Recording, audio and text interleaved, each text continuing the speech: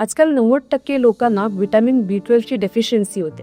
पूर्वी म्हटलं जायचं जे व्हेजिटेरियन्स असतात त्यांना ही डेफिशियन्सी व्हायची. पण आता नॉन व्हेजिटेरियन्स जे रेग्युलरली मीट खात असतात अशांना देखील B12 ची डेफिशियन्सी होते. आणि त्याला काही महत्त्वाची कारणं आहेत. सगळ्यात पहिलं कारण म्हणजे ॲब्झॉर्प्शन इश्यूज. तुम्ही जर काही मेडिसिन्स घेत असाल किंवा तुम्हाला खूप जास्त ॲसिडिटीचा त्रास होतो आणि त्याच्यासाठी सतत अँटासिड्स घेत असाल किंवा मेटफॉर्मिन सारखे जे टॅबलेट्स असतात जे शुगरचे पेशंट घेतात अशांना B12 डेफिशियन्सी होण्याचे हायर चान्सेस असतात. दुसरं कारण म्हणजे पुअर गट हेल्थ. जेव्हा तुम्ही काही अँटीबायोटिक्स घेतले असतील किंवा तुम्हाला वारंवार पचनाचे त्रास होत असतील तर अशा वेळेला B12चं ॲब्झॉर्प्शन चांगलं होत नाही आणि त्याच्यामुळे डेफिशियन्सी होते.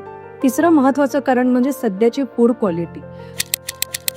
पूर्वीपेक्षा आताचा खाण्याचा दर्जा फारच खराब झाल्यामुळे पण B12 ची डेफिशियन्सी व्हायला लागते. चौथं कारण म्हणजे लाईफस्टाईल आणि स्ट्रेस. एक्सेसिव्ह स्ट्रेस आणि इम्प्रॉपर लाईफस्टाईलमुळे देखील तुम्हाला विटॅमिन्सची डेफिशियन्सी होऊ शकते. Even if your diet is good you might suffer from B12 deficiency.